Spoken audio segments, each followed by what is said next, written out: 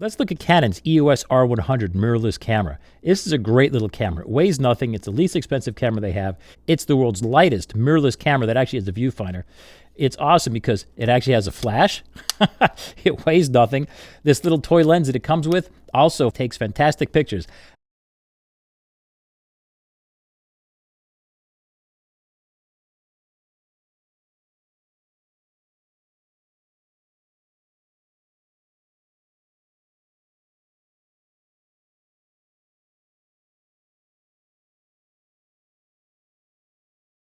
Honestly, if you keep an open mind, the picture quality, and you can see the full resolution files at my website at canrockwell.com. Just use the search bar to get to the EOS R100 or follow the links in the description of this review. What it doesn't have is it doesn't have a lot of the convenience features. First off, it's so tiny, it doesn't have room for things like an additional rear control dial. You have a front dial, no rear dial. So some things you have to hit a button in order to adjust the other alternate thing you might adjust with the rear dial. The screen does not flip. It's permanently attached. The viewfinder, it doesn't get that bright, so outdoors in full daylight, it might not be as bright as you would like. But again, this is the least expensive camera you can get. The one thing they did not compromise on is image quality. Look at my online review and download the original files, and you'll just be like, wow, Rockwell's right. This camera takes awesome pictures. It takes the same pictures my pro full-frame cameras have, given the right lighting. It does not have quite the ultra-high ISO results that the more fancy cameras have, but you shouldn't be shooting at ISO 51,000 anyway. The viewfinder does not have automatic brightness control. It's manual only, which is a bit of a pain because I wind up leaving mine set to full brightness all the time, so when I go outside, I can see it. If I come inside, sometimes it might be a little too bright. That's one feature missing on this. If you want this for trekking and hiking and everything else, this is a fantastic camera. It only runs at 3.5 frames per second with full autofocus and exposure tracking, but hey, that's what you get. It's not for sports. It's for ultralight activities. What's beautiful is it has a built-in flash. I already covered that. Most cameras don't. And unless you feel like carrying a flash everywhere, the flash is super important for filling in people's faces with fill flash. It's got 4x3 square and 16x9 as-shot crops. Be honest, even the Nikon Z8 doesn't have some of those crops. All the buttons are on the same side of the camera. It's a beautiful thing. You don't have to reach over here for the menu. It's got everything you need right here. So although it doesn't have all the controls, everything it does have is great for one-handed shooting, which is how I like to shoot because my other hand is always doing something else, even zooming the lens or whatever. It actually has people, face, and eye detection. It is a nice, fast 1/250th flash sync speed. Often these buttons are programmable to do different things. For instance, I program this to be my aspect ratio control. It's got a stereo mic in jack. The built-in mic is only mono. It's got Wi-Fi. It's got Bluetooth. It is quality made in Japan. Canon did not dump this to China or God knows where like Nikon and Sony seem to do. There's nothing really bad. It's a question of what's missing. There's a lot of the features we take for granted, like there's no ultrasonic sensor cleaner. It doesn't have USB charging. You always have to remember to bring this little included charger to charge your battery. There's no level for getting horizontal results. It doesn't, oddly, have the FV exposure mode, which Canon invented for use with its mirrorless cameras. The video shots can't get longer than 30 minutes long and no longer than 7.5 minutes at some of the ridiculously high frame rates. There's no programmable bulb timer, which means if you're making like 3-hour-long time exposures, you actually have to use a special release. It does not do HEIF format files, so there's no built-in stabilization, but so what? I use it with stabilized lenses and it works awesome.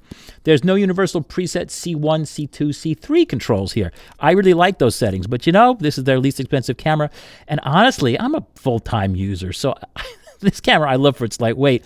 Someone like me wouldn't be getting this camera as a main camera. And so a lot of the stuff that's not on here is not stuff that a normal user like my mom would actually have any idea how to use. So I'm not faulting Canon for not including all this stuff on this camera. The images are always listed as IMG underscore, number. You can't program to like DOE or KEN or whatever, 1, 2, 3, 4. I would preface these with 100/whatever, so a camera or Ken. Can't do that. There's no way to set the minimum shutter speed in auto ISO, which to me is an important feature. It always sets itself based loosely on the focal length, and that's about it. The LCD doesn't flip or tilt. There's no touchscreen, just a good old-fashioned regular LCD, and you do everything with the usual controls here. The flash doesn't work with the electronic shutter.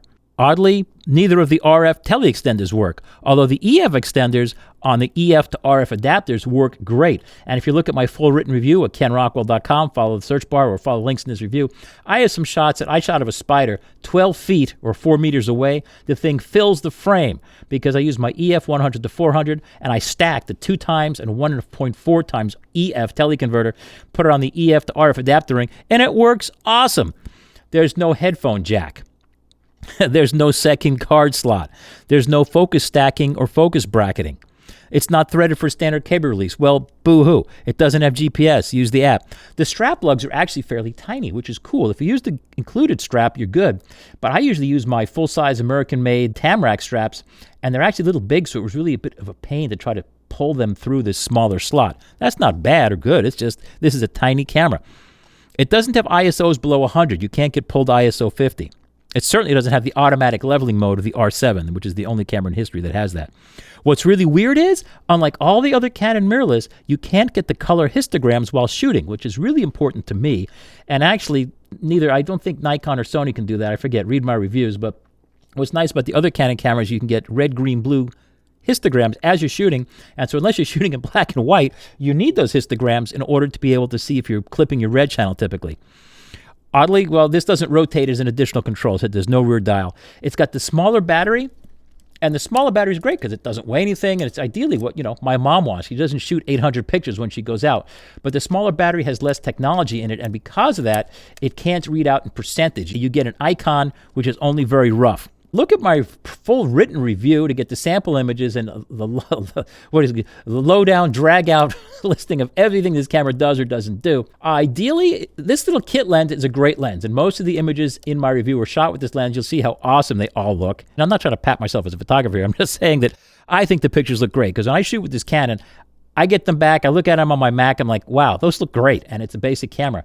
In other words, the basic secret sauce that Canon uses to make their pictures look great with contrast, dynamic range, color, sharpening, all that is the same across their entire line of cameras, and you're getting that same quality. Honestly, if getting this camera, I would recommend the 18 to 150 RFS lens, which is a little longer, a little more expensive, but the beauty of it is it goes from 18 all the way to 150.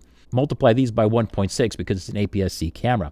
The beauty of it is with the 18 to 150, which you'd have to buy separately. You can't order it as a kit. And the links to all this are up at the page on my website, kenrockwell.com. The 18 to 150 does everything. I never have to change between this and, say, the 55 to 210 lens.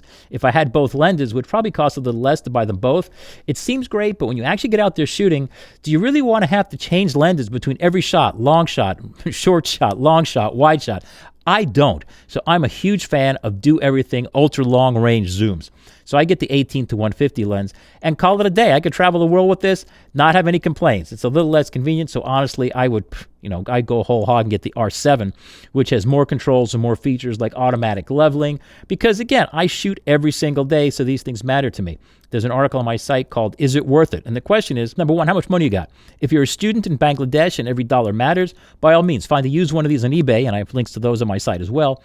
If you're a mutual fund manager in Luxembourg, then by all means, get the R7. I wouldn't get the larger cameras just because they're heavier and more of a pain. The R7 takes the same quality pictures as my full-frame cameras do.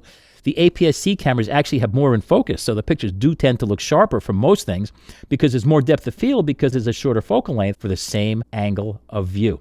And the other thing is, when you think about, is something worth it? Like, gee, should I get the new iPhone?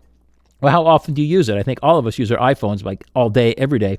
So it's probably worth it in the case of an iPhone. In the case of this camera, if you're only using it once for vacation, then maybe it doesn't matter. And if you're a normal person who doesn't know what all these modes do, then again, you don't really need to fancy your camera with all the extra modes that are easier to get to. This camera has almost all of the features that the larger cameras do.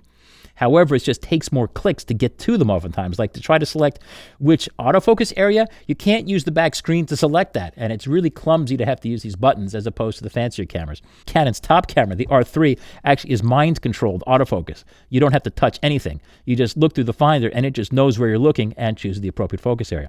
So that's it. Again, please look at my full review at kenrockwell.com if you're actually interested in this camera. It has all the information you really need.